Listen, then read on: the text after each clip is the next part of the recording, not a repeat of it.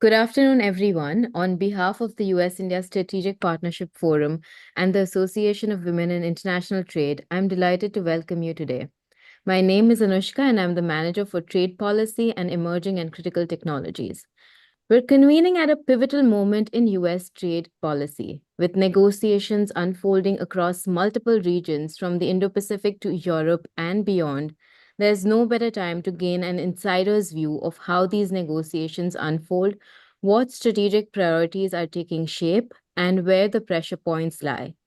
Today's panel features three distinguished former Assistant U.S. Trade Representatives, each of whom has been in the room for some of the United States' most complex and high-stake negotiations. We're honored to be joined by Mark Linscott, Senior Advisor at USISPF and former Assistant USTR for South and Central Asia and WTO Affairs, Dan Mullaney, Senior Fellow at the Atlantic Council and former Assistant USTR for Europe and the Middle East, and Wendy Cutler, Vice President at the Asia Society. Their perspectives, shaped by decades of experience, will offer a panoramic view on the ongoing negotiations. Moderating this conversation is Moushami Joshi, President of WIIT and Senior Counsel at Husch Blackwell, whose expertise and deep engagement in international trade will guide this discussion. With that, I'll turn it over to Moushami, and thank you again for joining us. Thank you, Anushka. On behalf of WIIT, it is my pleasure to welcome you all to our panel discussion today. I'm so pleased to be collaborating with USISPF on this event. WIIT and USISPF have hosted a number of events together in the past, and I hope to see this partnership continue. As you heard, the United States is currently engaged in trade negotiations with a number of different countries. To help make sense of what is at stake, we have three experts, all former AUSTRs. Wendy, Mark, and Dan not only have a deep understanding of the regions we will be discussing today, but are intimately familiar with what it takes to conclude a trade deal. As such, we could not have asked for a better bench of experts. Mark, Wendy, and Dan, thank you for taking the time to be with us today. I know we have a large audience joining us today, including some from overseas, so welcome to you all. A quick housekeeping note, the discussion will go on for about an hour. We have saved 10 to 15 minutes after the discussion for audience questions. So if you have a question, put it in the chat and we will get to it during the Q&A. I know that many in the audience are actually following the US-India trade talks quite closely. So Mark, let me begin with you. As you know, India and US have been at the negotiating table before, trying to forge closer economic and commercial ties with mixed success. How would you characterize US-India trade negotiations historically? What have been the stumbling blocks? Why do we not have a US-India trade deal yet? Well, thanks, Moushami, and thanks for gathering us all here. I want to start by saying it's a great pleasure to be here with Wendy and Dan. Wendy was one of my first mentors, and we worked closely together, and the same with Dan on a variety of things at USTR. So it's just great to have this opportunity to have a conversation on these issues. So the United States and India have in fact, a very long history of trade negotiations going back decades, and most of that history is multilateral. In the GATT, the General Agreements on Tariffs and Trade, which preceded the WTO, the World Trade Organization. And for the most part, that experience was not good, generally very bad. In fact, most of my career was spent on WTO issues and negotiating with India multilaterally, and it was rare that there was a success, an opportunity to come together and get an outcome in Geneva.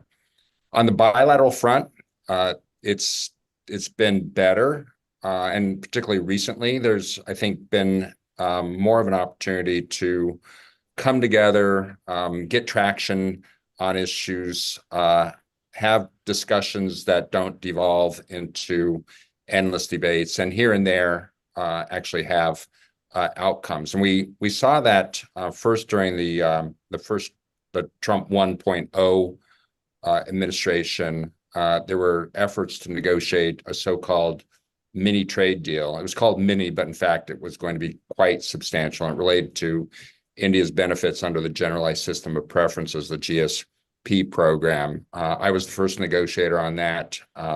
Ultimately, it did not come together. The two sides failed to resolve all the issues, but it did get very close. I think that experience now carries over into this administration. We've got a negotiation now on a bilateral trade agreement that is remarkably ambitious in terms of scope, much more so than what was done in the first Trump administration. And in fact, I think goes beyond the ambition with most other trading partners. It's likely to be a negotiation that extends out for several years. A first phase to be focused on the reciprocal tariffs and priority non-tariff barriers.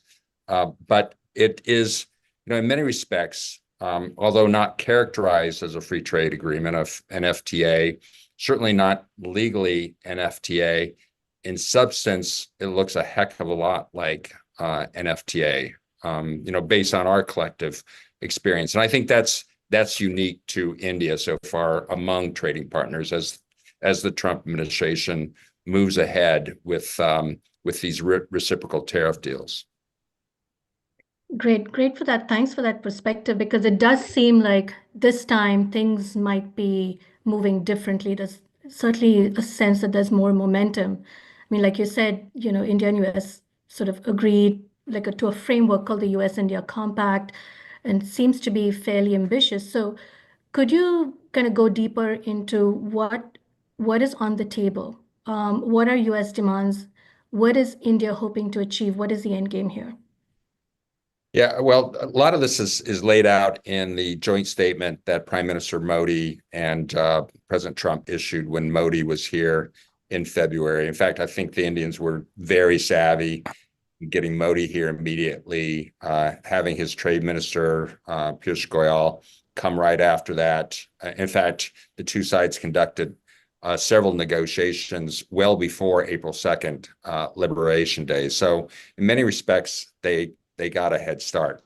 The joint statement lays out that it will cover goods, it will cover services, all sectors, tariffs, non-tariff barriers, intellectual property rights. I mean, there really is no clear or explicit limit to the range of negotiations. And since then, the two sides agreed to so-called terms of reference. And what the two governments have said so far about the terms of reference is that they cover 19 chapters. And, apparently most of those chapters follow what was done in USMCA, obviously a free trade agreement, from technical barriers to trade, to intellectual property rights, to services, to environment and labor. So that is the ambition. It's a pretty remarkable one. Hopefully it's not foolishly ambitious. The two sides have a pretty good rapport, but any FTA or any even BTA negotiation is tough to do. I think the stakes are high. It's compelling. India is too big to ignore. Its economy is growing at the fastest pace of the largest economies. It will soon be the third largest economy of the world. It has the largest population in the world. It has critical strategic aspects that are important to the United States. The deal that didn't get done during the first Trump administration, in fact, is the one that got away. And I think there's been a persistent desire to try again. I think the two sides have come to know each other pretty well. And the negotiating teams, even through the Biden administration, they work closely together. And I hope this all adds up to the mix of factors that will eventually lead to success, and most immediately to a reciprocal tariff agreement. Right. It sounds like the reciprocal tariffs were really the motivator for the countries to kind of get together, like it is for several other countries. And I think we know more clearly what the US side wants, but I'm curious, given the so-called comprehensiveness and the high ambition of this deal, what is it that India is hoping to achieve aside from, the reciprocal tariffs and kind of making sure those are at a level that can be absorbed? But what is in it for India in terms of market access? Well, centrally, I think maintaining market access. It's been very successful in the U.S. market. The United States is its largest export market. It has generally faced relatively low tariffs, relatively low non-tariff barriers, and it wants to maintain that access. And that brings into the picture the reciprocal tariffs, both the reciprocal component, but also the 10% universal tariff. And that is one of the big question marks. In fact, I'm sure we'll be discussing this throughout the session today. Is there flexibility? Is there the mandate for the U.S. negotiating team across all of these negotiations to negotiate on that 10% universal tariff, even setting aside the other tariffs, the 232s that are in place or coming? The tariffs on autos and auto parts, but centrally, is that 10% negotiable? And if it's not, in fact, I expect India will not offer as much. It may even pull back what it's already put on the table. Beyond that, it's got a lot of interest in services. It's got interests in aligning more with supply chains related to U.S. production and critical sectors as well. It's got to win the cachet of having a big trade agreement with the United States. So I think all of those are pretty compelling, assuming that the U.S. side, President Trump and USTR, has something concrete to offer, and in fact, some kind of preferential status with respect to tariffs. I think that's what India is immediately focused on. Yeah, you raise a great point, because beyond the high reciprocal tariffs, we have the 10% universal and a host of other potential tariffs, and that's certainly something that we'll get into in more detail later. But with that, let me kind of turn towards the Far East and Southeast Asia and to Wendy. I mean, when the reciprocal tariffs were announced and everyone was sort of hoping to negotiate their own deals, there was an expectation that there'd be an early deal with Japan, which has not materialized. And we also know that the Vietnamese are fairly serious about reaching a deal. So, I mean, we now know that China's kind of jumped ahead and has its own deal. So, but before we go to China, I wanted to get a sense from you, who within this group of sort of Far East, Southeast Asian economies has made progress. What are we hearing from these countries on what they're willing to offer? Where are those negotiations at? So let me just pick up on what Mark just said. Also having dealt with India a lot throughout my career, I'm heartened to hear about this progress. And when people ask me, like after the UK, which country's next in line, and I even say India, but I say it with some hesitation because I can't believe I'm saying that. And I really hope the negotiations with India progress well, because as Mark said, there's just so much at stake now, right? And the whole kind of China question, I think, motivates the U.S. to work with India. But what I worry about is something that Mark touched upon, and that is like, what is the U.S. willing to give India? Because if in any BTA or FTA negotiation, it's got to be two-way, and particularly for a country like India, it's got to bring home some gains that it's achieved. And if the only gains it can show is that it got its reciprocal tariff down to 10%, I just wonder if that's sufficient for any kind of ambitious deal with India. But as Mark mentioned, India got off to a head start and also has a different endpoint as well, right? Because it's looking to do a more comprehensive deal around the time that to conclude it by the time the president visits India for the Quad meeting in the fall. With the other countries, particularly in Asia, they're just concentrated on this 90-day period. And as we saw with the UK deal, it may just be agreeing largely to terms of reference and then actually getting into detailed negotiations. But I think the administration's hope that like Korea, Japan, and Vietnam would be, early in the queue for concluding talks has not materialized. And I think that's for a number of reasons. I think overall, not just for these three countries, but for others, there is a concern, number one, that the U.S. is asking a lot and not willing to give a lot, if anything, except a kind of taking back the tariffs to a 10% level.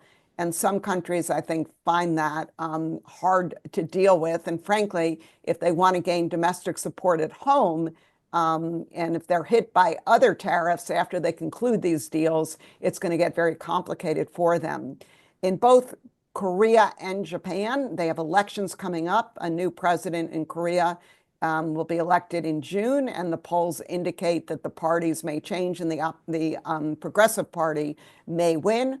And so the Korea talks have kind of slowed down a bit until after the election. The current government has kind of been told by the, expected incoming government, basically don't conclude before the election.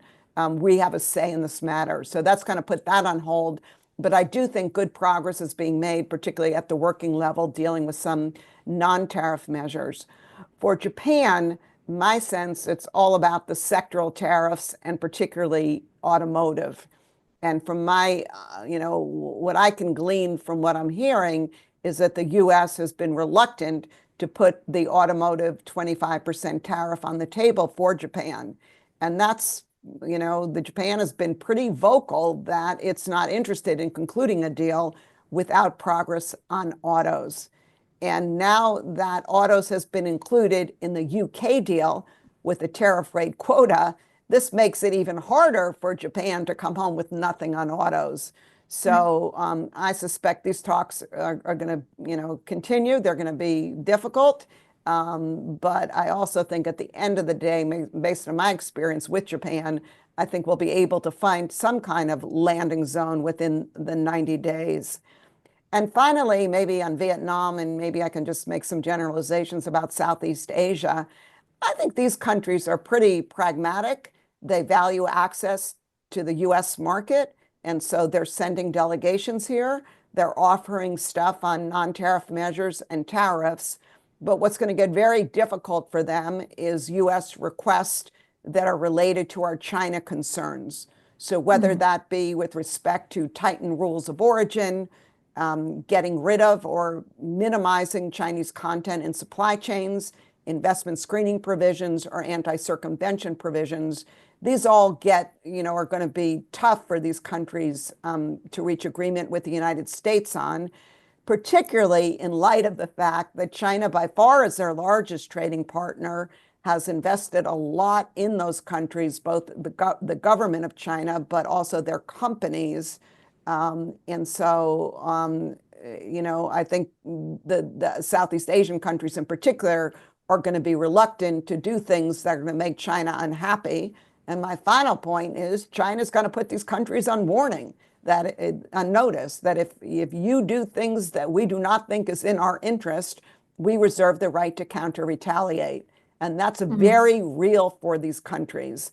And so I would hope that skillful U.S. negotiators could kind of find a way around this to find, some common ground that will address our concerns, but not drive these countries away from the negotiating table. Right. So it sounds like, at least for some of these countries that have elections and given sort of the China factor, I mean, how realistic is it that, you're going to see some kind of deal, some agreement, terms of reference before that 90-day pause expires? I think there's a good chance, and I think with some of them, enough progress will be made in order to give the administration the ability to kind of roll over the suspension period. Now, of course, the administration's saying now no rollovers, 90 days means 90 days. As a negotiator, I'd be saying the exact same thing. But I find it hard to believe that if we are moving forward on a constructive path, that we wouldn't continue suspending tariffs for those countries. Right. I would also just add that what I'm hearing from many countries is they're watching the Trump administration kind of roll back a lot of the, really restrictive tariff coverage and the tariff suspensions and all of that. And so I think some countries are beginning to figure out that maybe time is on their side and that they should kind of wait this out more, not rush to do a deal, because in 3 weeks or so, the U.S. may be under even more pressure, which could lead Washington to have more flexibility at the negotiating table. That's what I'm hearing. I don't know if it's true or not, but that's a perception of negotiators overseas. Right. And so to add to that, I mean, obviously China kind of got ahead of the line and has a deal with the US, or at least a Okay, pause. there's no deal with China. Let's just be clear. I cannot call that a deal. It's an announcement. And, and I'm not, you're not the only one who's calling it a deal. We all call it deals in shorthand. But basically, they announced a tariff truce, some de-escalation for a 90-day period, and they announced that they're going to begin negotiations. So I'm not sure if China's in front of the line, but it clearly is, at least in China's view, is well positioned now. And I think China is even thought, that if you look at the announcement that was made, even though there was a lot of euphoria initially, I think upon further reflection, people are beginning to conclude, you know what? China got a lot more out of that announcement than the US did. Yeah, I mean, the de-escalation from 145% tariffs to 10% now, combined with the fentanyl, it's still 30, and then you have the Section 301s, at 25. So it's approximately 55%, effective tariff rate, which is still high, but it's not, the 145. It's all relative, right? Plus, right. And so I guess my question, for you with respect to China is, I mean, there is this truce and pause that you said. It's not a deal, it's an announcement. They've decided to pause on their further escalating tariffs. But what do you expect of, within this 90 days? What are they going to negotiate on further? Are we expecting to see something more on fentanyl? Maybe the fentanyl tariffs will come down? I mean, if anything, the US has had the most sort of problematic issues with China. So what could they potentially be talking about to kind of make this 90-day pause meaningful? Mm-hmm. So look, I mean, I think the administration is going to have to figure out, do they go for the Big Bang Agreement? And that seems what Secretary Bessent seems to be talking about, where we rebalance all of this stuff and make structural changes. Or do we look for some incremental wins that can help build confidence over time? I think that the latter is a lot more realistic, and I would hate to see the U.S. getting bogged down with China for a year on negotiations to kind of rebalance our relationship, because I think China will just wait us out and delay, and we'll have little to show for it at the end. So I would hope in like a 90-day period, they could, settle, make progress, good progress on the fentanyl issue, that we could deal with the excess capacity issue and increase Chinese exports, deal with Chinese investment in third countries, and then, make some incremental inroads on some of the market access barriers that we're facing in China. But unlike the Phase 1 agreement, where I think China was caught a bit flat-footed, China's prepared for this negotiation, and I think it's going to have its own requests that it is going to put on the table, that it's going to, want to ensure that it's a balanced deal and definitely not one-sided like the Phase 1 agreement. And I think a lot of their requests are going to be non-starters for the United States. And so I would hope that the U.S. delegation is also thinking about small things they could do for China, because I think just saying no, no, no is going to lead to failure and maybe the necessity to reimpose some of the tariffs. So what would some of those non-starter issues be? Do we know? Export controls. And China's been very vocal that it wants the U.S. to roll back export controls. Coming out of Beijing just yesterday, China's already complaining that the new BIS guidance on Huawei chips is, runs counter to the spirit of the announcement that was just made in the joint statement. And so, we are not out of the woods with China at all. And, again, I think that any any success in managing and stabilizing this relationship is important. And, having dealt with China for many years, I'm very skeptical that we could reach some kind of big deal with them that would be meaningful and really kind of change the relationship and bring a new dynamic to the relationship. Right.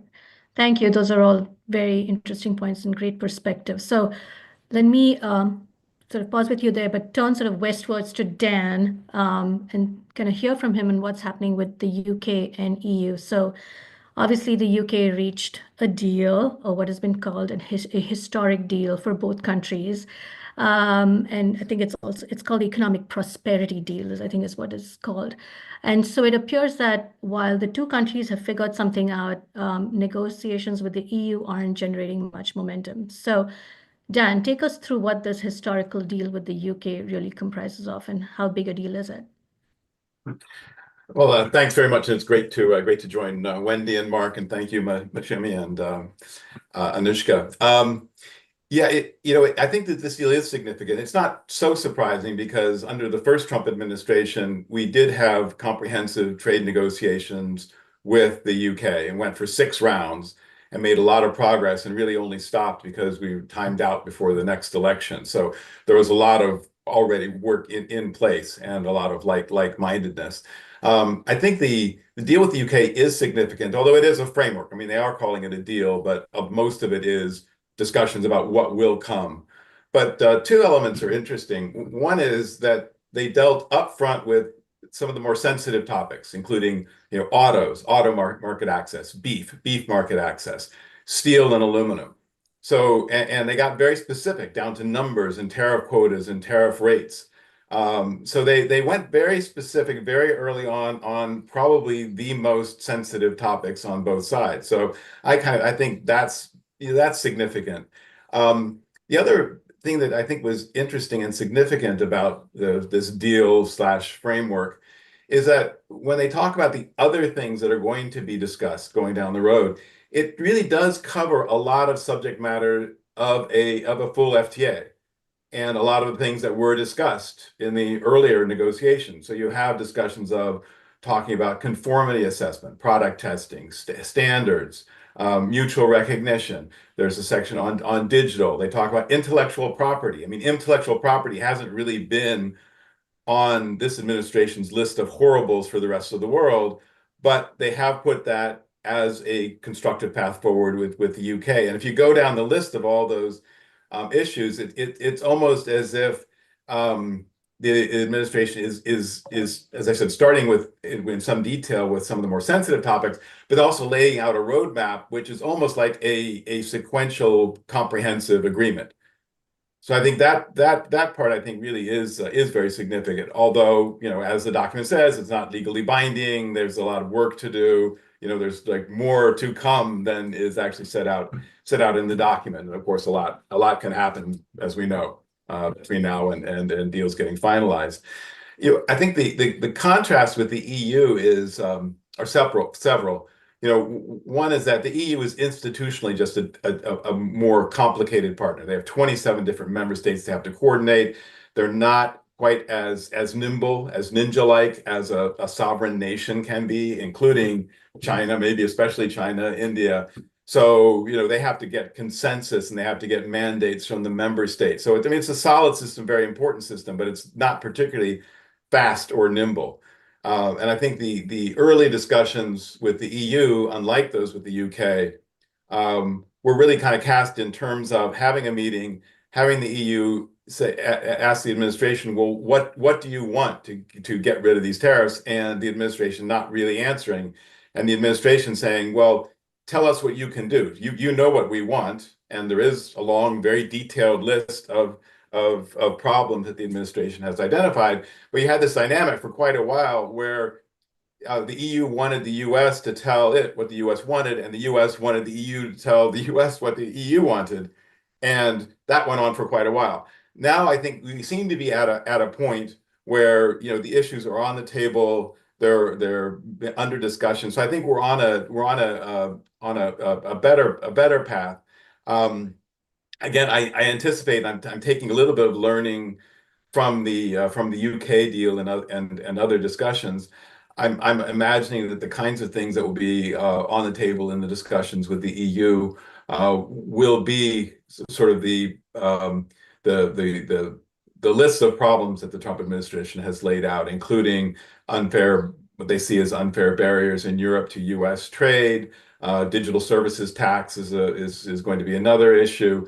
Obviously, coordination on non-market economy policies and practices coming out of China.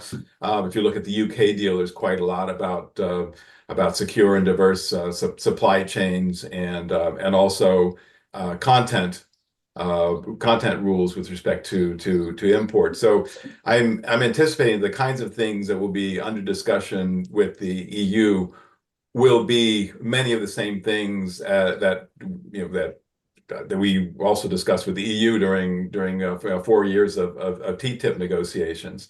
But I think the EU has definitely been behind the UK for the reasons I mentioned. It does seem to me, viewed from the outside, I don't have an insider's view on this, but from the outside, it does seem like there is some traction now with respect to those talks.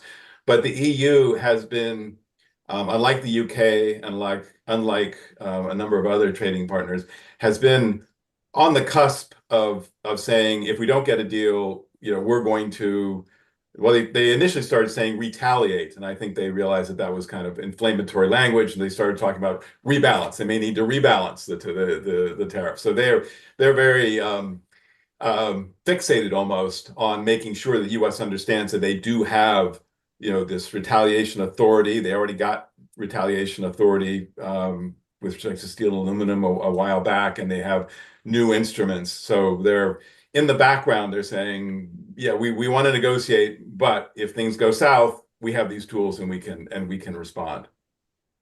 Right. I want to go to a point that all of you sort of alluded to in your remarks about, whatever deal that is struck with these countries being meaningful, right? And so while the initial impetus may have been the reciprocal tariffs, right, we have potentially a host of other Section 232 investigations and following that 232 tariffs on a number of products, right? Obviously, autos, steel, aluminum, but now you have a new investigation on commercial aircrafts and engines, and then, you have one on critical minerals, pharmaceuticals, and potentially a, more 301 investigation. So, and it was kind of interesting when I read in the UK, the framework or whatever you want to call it, the sort of language that there might be some kind of preferential or special treatment for the UK when it comes to sort of the 232s and pharmaceuticals. So, Dan, can you kind of explain that? And to Wendy and Mark, does that, if the UK were to get something, a special sort of preferential treatment for 232s, does that set up, a path for other countries to seek the same? I mean, I think of these things in kind of two tiers. One is the overall universe of trade barriers and coordination on non-market economy policies and practices that the U.S. can engage in trading partners. And then, as you correctly pointed out, there's this separate category, of sectors. And I think the significance of this individual sectors is that each one has its own set of issues associated with it. So if you start with steel and aluminum, and you see this in the UK agreement, the issue is excess capacity in China, state enterprises, flooding the market, and the issue, at least had also been to a degree the sustainability of this steel, and obviously sustainability is literally less of an issue with this administration. But I think the idea of unregulated foreign manufacturers being able to, at a very low cost, flood the U.S. market or world markets is a real concern. So that's a target set of issues that you can sit down and discuss with the UK, with the EU. And in fact, the U.S. did that with the EU during the Biden administration. So then if you move over to pharmaceuticals, it's sort of another set of issues because you have a huge, even with the UK, you have overall no trade deficit, which is probably one of the reasons you have an early agreement with the UK. But in pharmaceuticals, you have a huge goods trade deficit, and this is because of the structure of the industry. And we export a lot of services in the form of research and development and IP, but a lot of the drugs, the physical drugs, come in and create a trade deficit. But with pharma, you have these additional issues that don't exist in other sectors, such as countries' pricing policies. So for a long time, the U.S. has had an issue in the pharma area where it was felt that the U.S. consumer was paying a lot of money for drugs and essentially financing the innovation from which the rest of the world benefited. Because the rest of the world, much of the rest of the world, has price controls on their pharmaceutical products. The United States does not. And so I think when you come to pharmaceuticals, you have, again, another set of very bespoke, tailor-made issues, including the pricing of pharmaceuticals, including innovation, including some intellectual property principles like data protection for submission of clinical data and patent protection. So there's a whole bundle of issues that are very particular to the pharma area. And I haven't heard much specifically about the aeronautics area, but of course, we have a long history in that space with large civil aircraft talking about subsidies and what is appropriate level of subsidies. And so I think the significance of the sectoral discussions, whether it's a 232 national security or a 301 unfair trade practice, is that each one has a sort of a tailor-made, a very specific set of issues that the parties can sit down and discuss and see if there is an outcome that can be reached in lieu of tariffs. And I think maybe the objective, my suspicion is that there's a strong objective, which is to reach an arrangement in each of these areas and maybe overall that achieves the objective sought. And we just discussed those in the case of pharmaceuticals, different set with respect to steel and aluminum, but an arrangement that achieves those objectives, but without the tariffs or without this specific tariff level. So I think that is as you look over all these different sectors going forward, that's a potential path forward to sort of normalizing trade, or maybe reaching a new normal. And I do think, Mark raised the issue of this baseline 10%. My own view is that there are already a lot of holes in the 10%, including, with respect to the individual sectors that are covered by 232 investigations. And, this 10% seems like, that's maybe a presumption, maybe a bit of a baseline or a reference point. But, when on Liberation Day, when the administration announced its tariffs, UK had 10% tariffs, this so-called universal tariff, and the UK was cited for having trade barriers, largely legacy trade barriers in the agricultural area from the EU, which suggested to me that the 10% wasn't there, just for fun or just as a default, but it was there in response to some unfair trade barriers, or what were seen as unfair trade barriers, and therefore potentially negotiable. Right.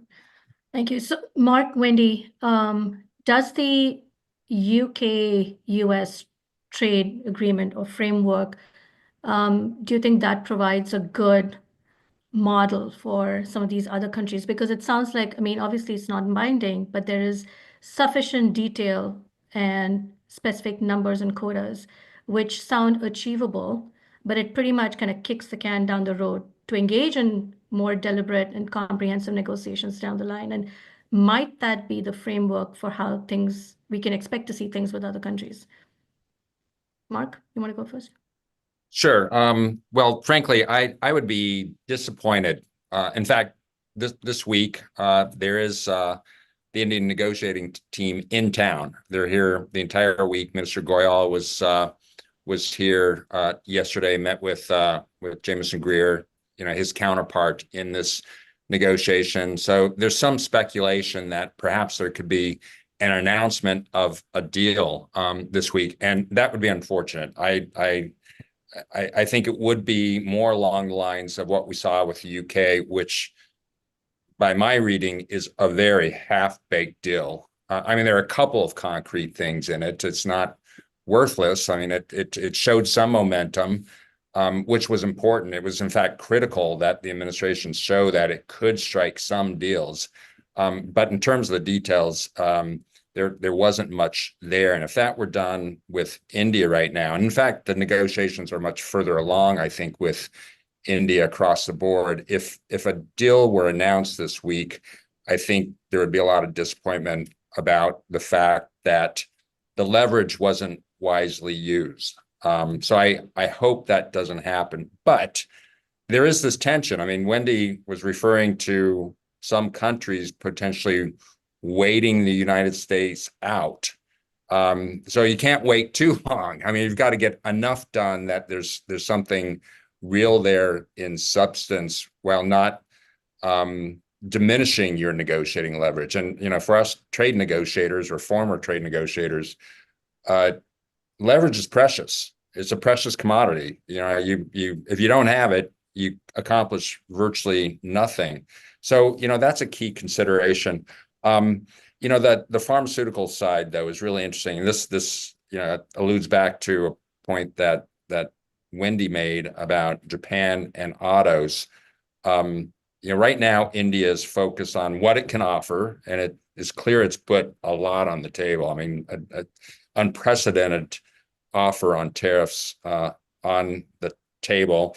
It wants to, not again be subject to, or not for the first time, I guess, be subject to the reciprocal tariffs. It wants to not be subject to the universal tariff, but it's looking over its shoulder at the 232 tariffs. I think they all are. And pharmaceuticals is pretty important for India. I mean, it's and for the U.S. consumer, to put a fine point on it. So if there is, now a pathway for the UK on pharmaceuticals, and India does a deal, but there's not a clear pathway for it on pharmaceuticals, I mean, that's problematic.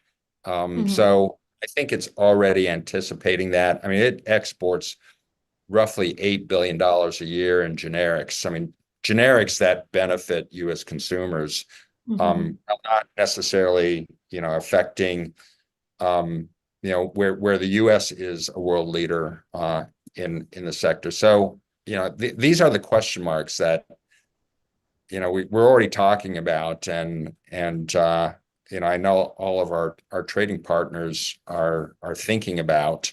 And there's not much time. 90 days is very little time. You haven't asked yet about resources, but to be negotiating simultaneously with all these countries is, it's basically impossible to do,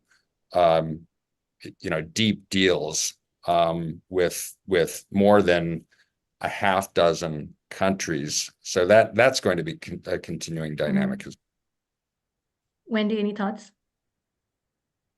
Yeah, and I would just add another thing I'm hearing from countries too that Mark reminded me of, that while there are discussions and there's no coordination going on, right? It's kind of every country for himself, but they are talking about what they're doing. But there's a real fear that that they may come home with a deal that will be criticized because another country got more. And so this comparison effort is kind of overshadowing some of the negotiations as well. I think in some ways the UK announcement is, provides important lessons and takeaways for other countries, including that it appears the 10% baseline is here to stay. We're going to be asking you to violate your WTO obligations by providing non-MFN tariff cuts, that sectoral tariffs are on the table. And if you make some early down payments, the rest we can kind of, just agree to some terms of reference, and then we'll negotiate for months after that. I do think, as Dan mentioned, the UK is in a special position, almost like India, because they're looking more towards something closer to an FTA and not just a 90-day deal. So I think there will be important differences between countries, what the ultimate objective is, what their non-tariff measures are. And I think particularly with respect to Asia, there'll be even more focus on how to deal with goods from China made by Chinese companies or transiting through third countries from China. I think we'll be asking more from the Asian countries in that space than maybe was suggested in the UK deal. Absolutely. And I think that perspective is very important when you consider the different sort of interests at stake. I want to go to the point that Mark was making about just the sheer logistics of this, right? When the tariffs were first announced, the Trump administration, various officials, were saying how there are all of these countries, 50, 60 countries are just, lining up, wanting to make deals with us. And whether that's accurate or not, the fact is they are negotiating a lot of different deals with a lot of different countries with very different interests. So Mark, you made the point, but I mean, it's pretty significant here. I mean, how much capacity does USTR have? Like, how is it equipped to handle these negotiations and actually come back with good, comprehensive, meaningful deals in the time that has been given to them with this 90-day pause? Wendy, let me start with you. I think the short answer is we'll see, but I doubt it. I think there is, 90 days for let's just say 90 days with China alone is not enough time. And then you add all these other countries in. Secretary Besson's talking about like 17 countries they're focusing on. And then he also interestingly mentioned that maybe in groups of countries, particularly those in the global south, we may treat regions, just like one deal or just one treatment or one tariff for a region. But I think what I found significant is the fact that in the past week or so that both the president and Secretary Besson have put the other countries on notice that in a few weeks, we're going to be sending you a letter with your tariff rate. And the way I interpret that is that they're beginning to get a bit concerned that countries aren't moving as quickly as they should. And so they want to kind of light a fire under these countries. Again, I think that they were not prepared for how detailed and how just difficult these types of negotiations are. I mean, look, Mark, Dan, and I, we spent years just working with one or two countries on like two non-tariff measures that could take forever to work on. You could have hours of meetings just on one non-tariff measure to understand how it operates, what our concerns are, and how to draft around them. So look, I have enormous respect for Jamieson Greer and his team and other folks throughout the government, but my heart goes out to our USTR colleagues because I think they are just being put in the line of fire with a lot of work. And I will just conclude that it's not just, negotiations aren't just about sitting across the table from your counterpart. There's a lot of preparatory work that's needed after and before each meeting, including consulting with Congress, consulting with stakeholders, readjusting your proposal, getting it cleared by other agencies. So again, there's only 24 hours in the day, the last time I checked. And I think the USTR folks probably need 48 hours in a day now to even get close to achieving their objective. Yeah, I mean, you mentioned non-tariff barriers. I mean, when you're talking tariffs and non-tariff barriers, it's almost somewhat easier to deal with tariffs because you have a specific number that you want to hit. But with non-tariff barriers, you're talking about health and safety standards and technical barriers. And I mean, imagine it takes months, if not years, to kind of actually find a resolution. And yet, Mark, as you mentioned, at least the expectation on the India-US deal is that it's going to be very comprehensive. Dan, same with the UK deal. There is talk of non-tariff barriers. So how does that, in your perspective, how is that going to come together within the timeline and, the frameworks that we're looking at? Well, I'm happy to jump in on that first. I mean, first of all, non-tariff barriers, I mean, they take a variety of forms. I mean, there are non-tariff barriers that are unique to specific countries and multiple NTBs in individual countries. So there has to be a degree of prioritization, certainly during this 90-day period, because they are negotiating tariffs and non-tariff barriers, or at least priority non-tariff barriers. So they've got USTR, the administration's got to pick and choose. I mean, as Wendy noted, I mean, there are NTBs that never get resolved. I mean, you spend years negotiating on them, and you can't get it across the line because there's just not the will on the other side, and you may have limited leverage. At the same time, where there's will on both sides, and I know that for India, there are a set of standards, technical barrier to trade issues that are under the spotlight. They're called quality control orders, and they prevail in a lot of different sectors. They've been problematic. These issues have been raised by multiple countries in the WTO, and still India pursues actions that are highly trade restrictive and don't necessarily link up to specific legitimate objectives. So the two sides are working on those. I think there could be some elegant short-term solutions. If anybody can do it, USTR can do it. It's got the negotiating experience. It's got the legacy.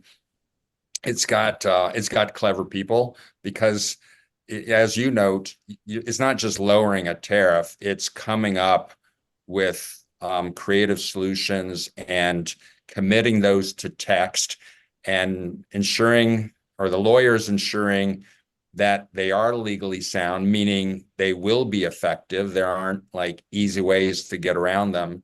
That takes time. So, I applaud the administration for not just negotiating on tariffs, but including non-tariff barriers. But I think for each, it would be the highest priority ones, perhaps the most, in some respects, fixable ones.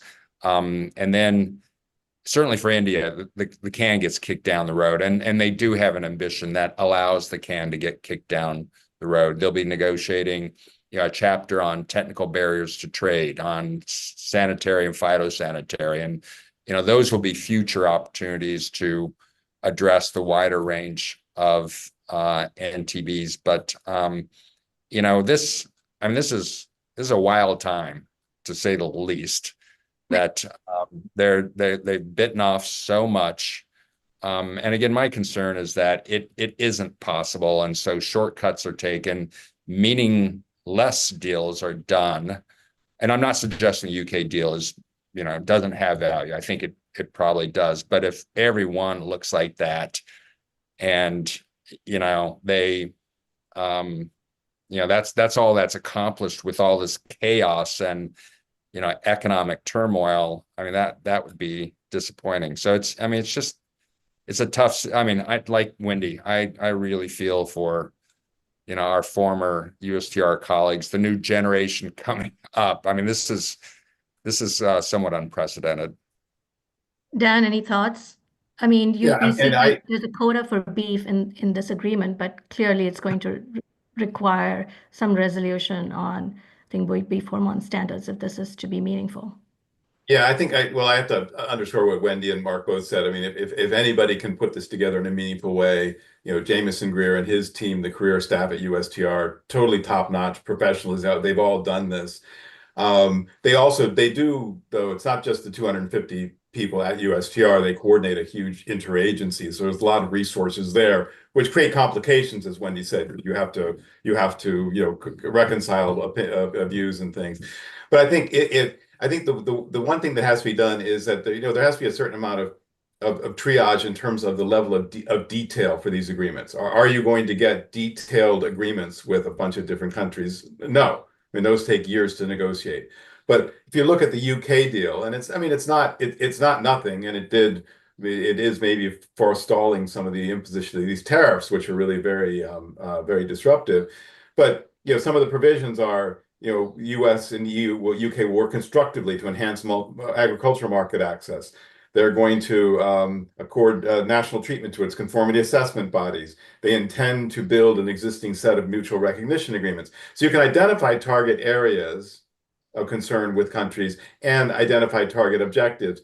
Is that a comprehensive agreement? Is that a specific set of obligations? No. And you won't get to that level, certainly not in 90 days. But I think if you reach up to a higher level of generality, moving more towards a framework in general with some very specific things, as in the case of the UK with autos and beef. I think there's room to do quite a number of deals if you accept that these can be called agreements.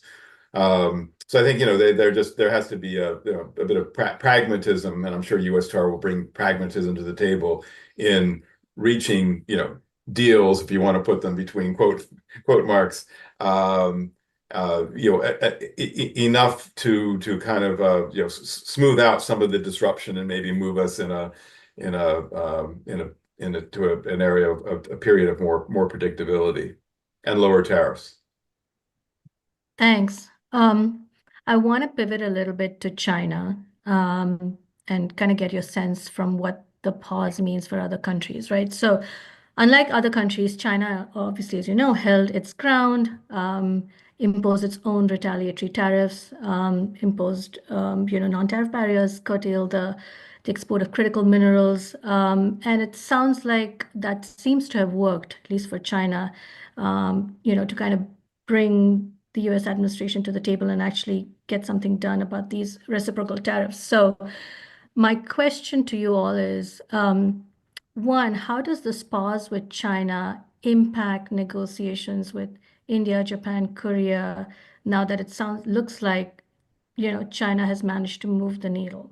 And two, what might some of these countries draw from China's experience where it held its ground, retaliated, and appears to have gotten a significant amount of resolution, at least as far as it's concerned, from the US administration? Wendy, I'll start with you.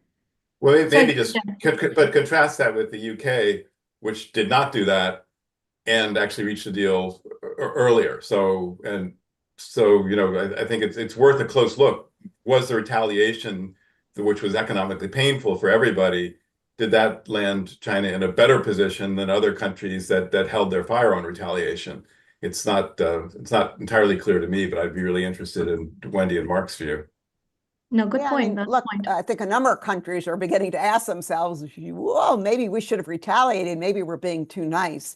That said, they're not China's size. China can get away with a lot more than other countries. And I think, putting the EU aside, which is, I think, another formidable trading partner, which is large enough to kind of hold its own by retaliating, I think, Trump's response to a Japan or a Vietnam retaliating would have been extremely forceful and escalatory.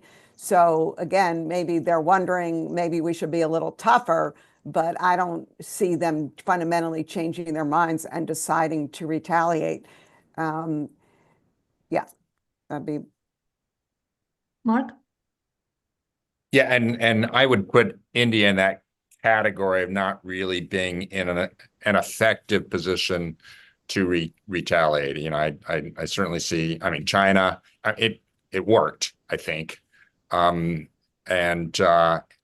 the EU will see what happens, and if anything works. I just don't. I think India would have been in that category that if it retaliates, it could quickly become escalatory, as Wendy notes, and that's not in India's interest.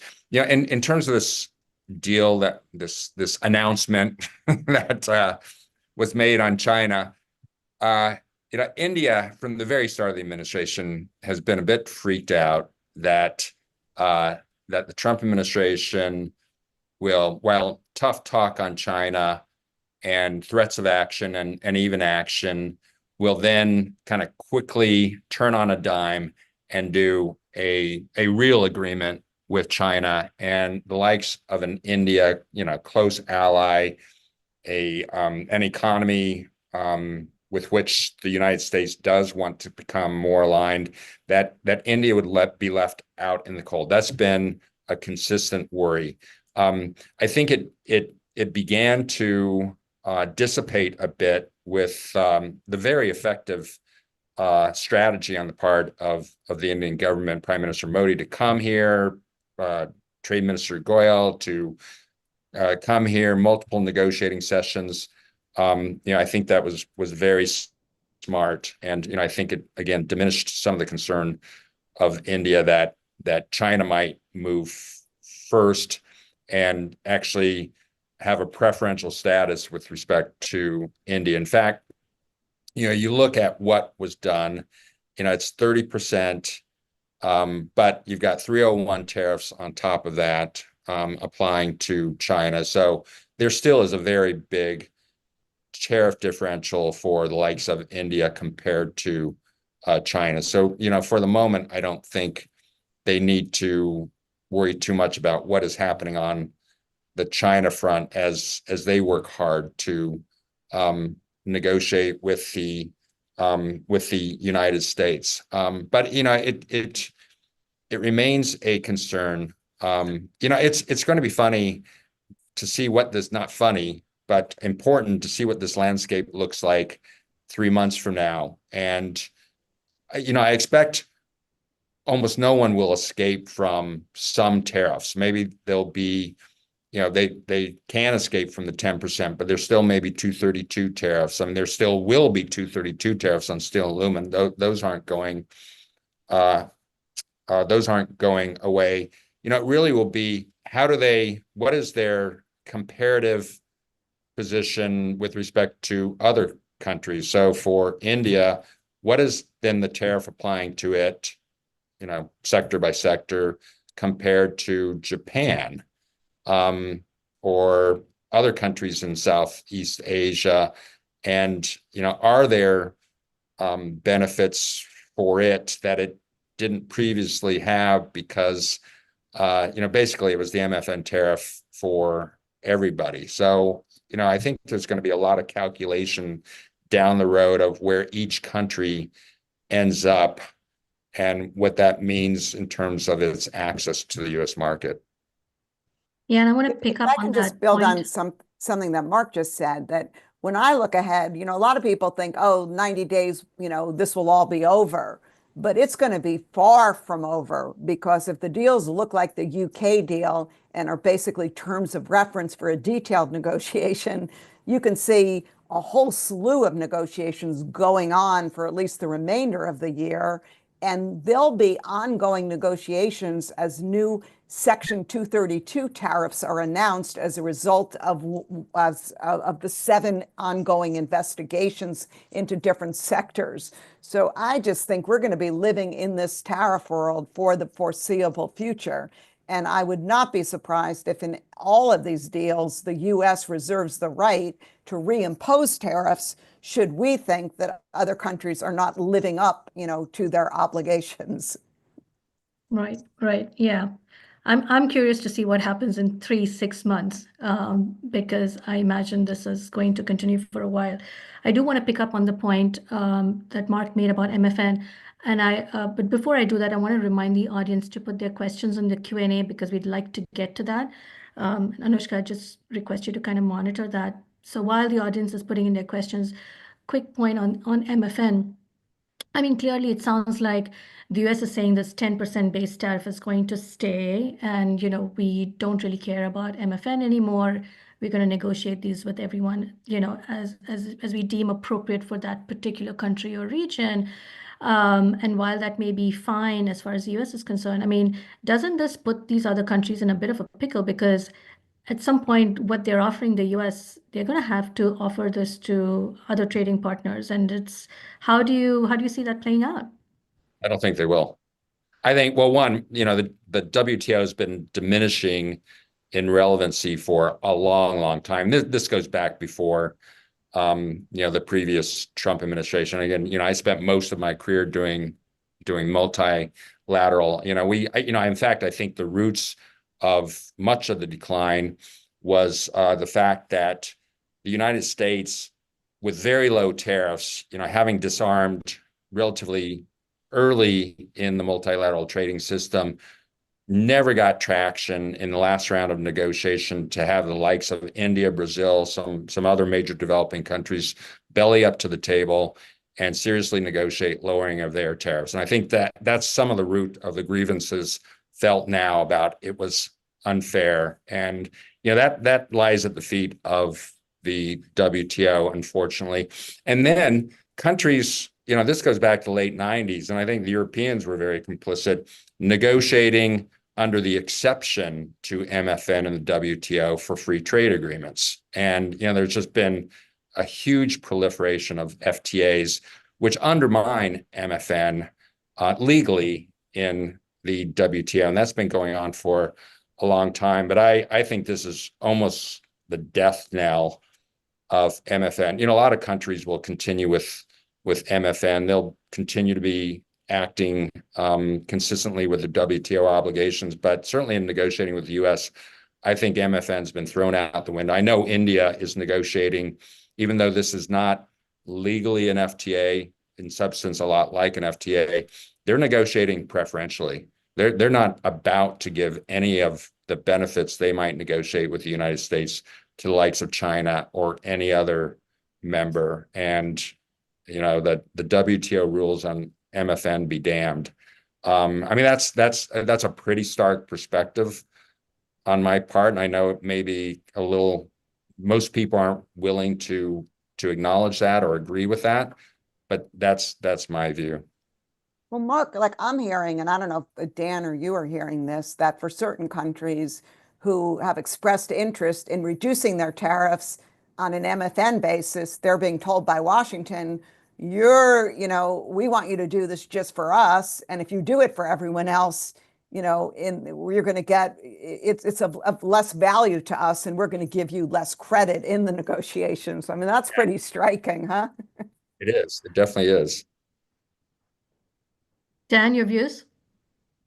Well, I don't know that I'm ready to conclude at this point that the MFN system is completely out the window. We're definitely in a period of severe disruption. We're going to have a lot of negotiations between the United States and partners and other partners around the United States, some of whom, as Mark said, probably led by the EU, are going to be trying to work hard to maintain the MFN system. There is a reference in the UK document. I just had a look when it comes to like steel and aluminum tariffs that they're going down to MFN rates. So the document itself talks about the MFN rates for steel and aluminum. I think we're in for a period, and I think Wendy's right. This is, it's not 90 days and it's over. We're in for somewhat of a prolonged period of a lot of bilateral negotiations, kind of resetting some of the rules, including MFN, including a lot of the WTO rules, and maybe moving towards new or adjusted norms of a multilateral system. The thing that has been coming for a really long time, and I think Mark's right in his diagnosis of some of the disappointments coming out of the WTO, that the rates did not come down among other partners. But I think now for quite some time and across a number of administrations, the feeling has been that the current rules are not really up to the current challenges. And those current challenges include China, non-market economy policies and practices, at some point off and on the climate change, the sustainability, the digital transition. There are all these new issues, and we basically got a set of rules that are decades and decades old. And I think there has been a feeling that those rules are not really up to the task. And that is also probably why you've had a proliferation of FTAs as different partners try to, tighten up certain rules and address different new issues like digital. But I think going forward, we're gonna have maybe be reaching a global, I don't know if it will be consensus, but a sort of a resetting of norms among lots of different parties, and we'll see where that ends up in terms of MFN principles. Maybe that'll be the thing that emerges. Maybe it won't. Maybe it'll be MFN, but not at the very low rates that, as Mark pointed out, the U.S. agreed to unilaterally, kind of or somewhat unilaterally early on. But I think it's clear that we're in a period of profound disruption where all of this is being reconsidered. The rules, whether the rules meet the current challenges, whether we need new rules. And I think what may come out of all this disruption is maybe a hint of what some new norms might be for the multilateral trading system. Thank you. I know we have some questions from our audience. Anushka, did you have one that you wanted to? So, Wendy, I think this one's for you. For the US-Japan negotiations, what is Japan willing to give for the auto tariff relief? Okay, so again, none of us are in the room, so we don't know for sure, but kind of based on my experience and what I'm reading that's publicly available, I think Japan's bringing a lot to the table, right? They're one of the largest foreign direct investor countries in the United States, and they've announced new plans that their companies are planning to build in the United States, employing U.S. workers. They can be an important partner on shipbuilding, on energy cooperation, on export controls, our economic security agenda. So, we have so much common ground with them, and they've been such a great trading partner in recent years, particularly on the economic security agenda and on issues impacting China. I mean, I just even saw today in the press that for their own reasons, they're now looking to deal with the de minimis restriction, against China. So again, I think a lot to offer. And I think the auto sector is by far the most important thing for them on the table. I think unlike Korea, probably Japan, as long as it got autos, it could be more flexible on steel and aluminum. I think for Korea, it's steel, aluminum, and autos. But again, I think when they read the UK deal and they see that they could maybe get preferential treatment for future 232s, that's going to lead them to even put more on the table, more requests. Great. I know So we have. I think a deal is there if the United States wants to do a deal with Japan. Again, I think they'll need to show flexibility on some of these 232 tariffs. Thank you, Wendy. I know we have just 2 minutes left. Anushka, do we have another question? Yes, we do have a few questions. Mark, this one's for you. Do you think the BTA will include an investment chapter or component? No, basically. Well, I mean, there may be an investment chapter, and who knows what's in the terms of reference. And frankly, I can't recall what's in USMCA specifically on. Well, I think there is something on investment. The big issue is investor state, and what's the approach on that, and that's been shifting for the last 3 administrations, and I mean, there's been some walking away from the strong support for investor state in investment chapters over a number of years. But I think the first Trump administration, particularly under Bob Lighthizer, was not in favor of investor state. I think that fit with the views of the Biden administration, and I expect that continues now in Trump 2.0. So there may be investment provisions, an investment chapter, but I can't imagine what it might do with respect to what used to be the crown jewel of an investment chapter, investor state. The ability for an investor to basically have a process when it feels that it's been unfairly treated in its investments in a country. I would, just from my point of view, I would be shocked if any of these deals had investment provisions that somehow protected investors in third countries or somehow, made foreign investments easier. I mean, you listen to the president, this is one of his key objectives of tariffs is bringing all these investments home. I don't think that's going to happen, but I do think the days of these agreements providing investment protections or providing a better investment ecosystem are over. Thank you. Great perspective. I know we can continue discussing this for another hour or more, but we are at time. Thank you all. Thank you to our panel of experts. This is wonderful. Your insights were incredible. This is a very fulsome discussion. So appreciate you taking the time to be with us here today. Thank you to Anushka and USISPF for collaborating with WIIT. And I believe our webinar today was recorded. So if you missed any portion of it, look for it on our respective websites.